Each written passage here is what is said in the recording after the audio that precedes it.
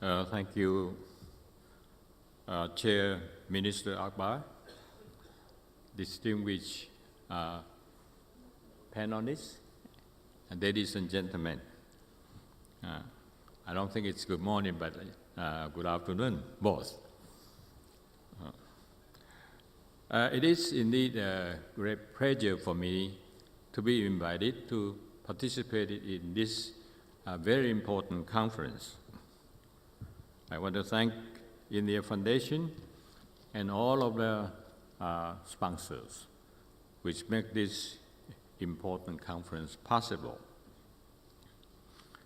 I come from Taiwan, and many of you may wonder where Taiwan is and why I am here. Taiwan is a relatively small country, of 23 million people, but it has a foreign reserve of 400 billion.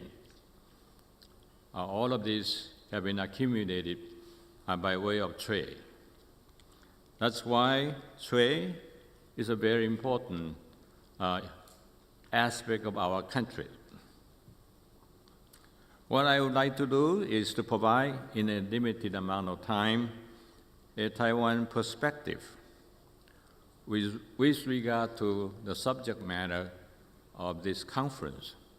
I will briefly address to 4 points. One will be a brief remark about what we think is the importance of ocean and the sea in the 21st century. The second, I would like to also make some brief remark with regard to what we think of Indian Ocean. And third, to make comment on the rising importance of Asia in general, especially with regard to economic and security matters. And to conclude that, the last point, I would like to briefly introduce our new government's policy with regard to this part of the world. And that is indeed one of the main reasons why I am here. Ladies and gentlemen, we all know that ocean and sea are growing in importance in a globalized economy. It provides the trading route and enhance globalized economies activities. It serves multi-purposes for communications among nations and continents.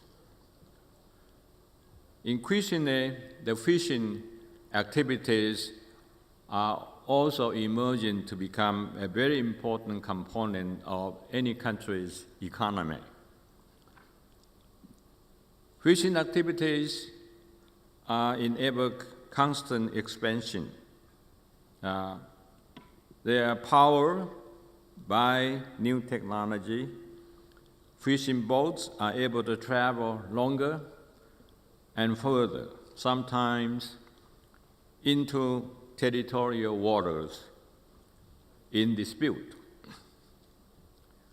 Ocean and sea also contain very rich resources, especially in oil, ING, and other important mineral resources. Ocean and sea are also involved with all rivalries among nations, territorial disputes, terrorism and counterterrorism, humanitarian assistance, as well as disaster relief and maritime energy security. All of this require creation of regional cooperation mechanism and multinational forum, multilateral forum, such as this one is, I submit, a very important step in the right direction. In consequence, conferences like this formulate globalized and regional cooperation mechanisms to ensure orderly and fair access among all interested parties. Secondly, Indian Ocean, in my view, is always important in East-West trading system, more so in recent decades as worldwide interactions have grossly multiplied. Study has indicated at least 80% of the world's transactions sail through the Indian Ocean, the Malacca Strait, and the South China Sea to reach Northeast Asia, China, Japan, West Coast of Canada, and the United States. The total volumes of annual trade passage, including oil, amount to at least $5.3 trillion in value at the present time. As India and perhaps some other South Asian countries adopt a so-called look east policy, effort to protect the sea lands become much important to them. Indian Navy has begun to operate occasionally in the Western Pacific in cooperation with the United States and Japan. Secure, safe passage through the highly contested South China Sea becomes a necessity for security reasons. In short, the Indian Ocean, in conjunction with the rising status of India as a geostrategically important for global trade, maritime safety, and many aspects of regional security considerations.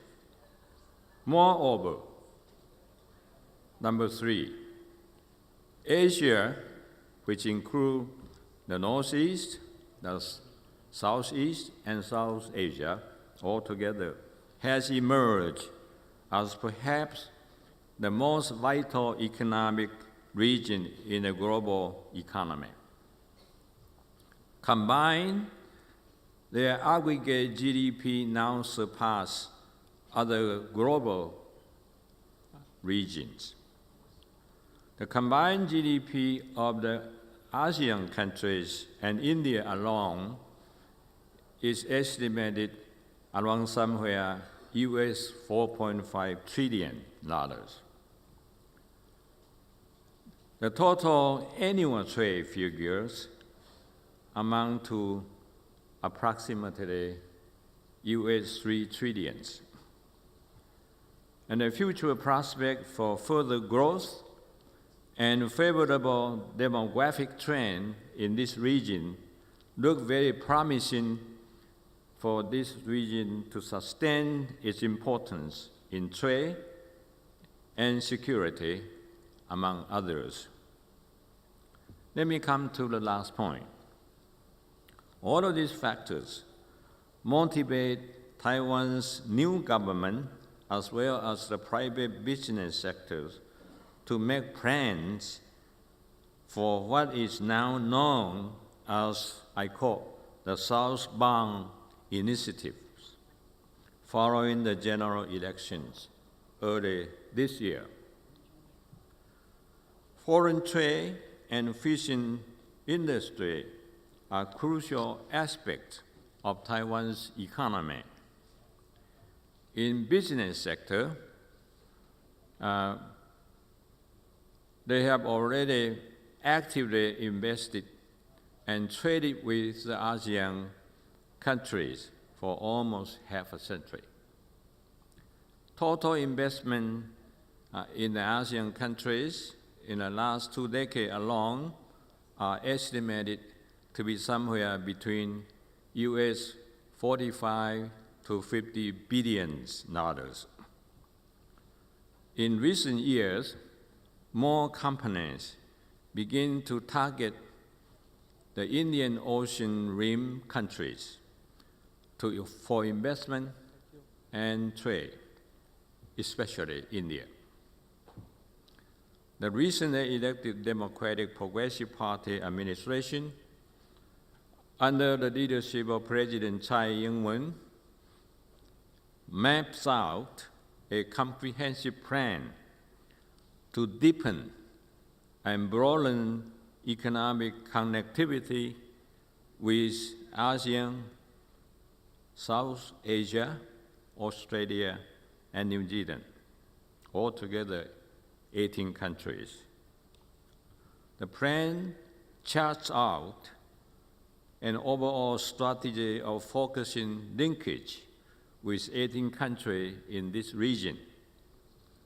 The new initiative emphasizes the southbound links in such sectors as textile, shoes, medical care, education, technology, ICT supply chains, petrochemicals, financial services, and green agriculture, to name just a few.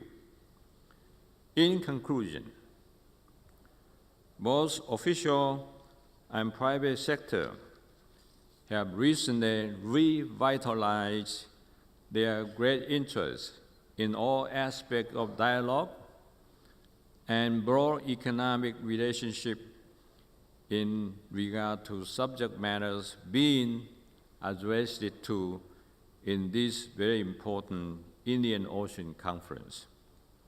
I appreciate fully the opportunity to be here to interact with all participants. I thank you. Have a good day.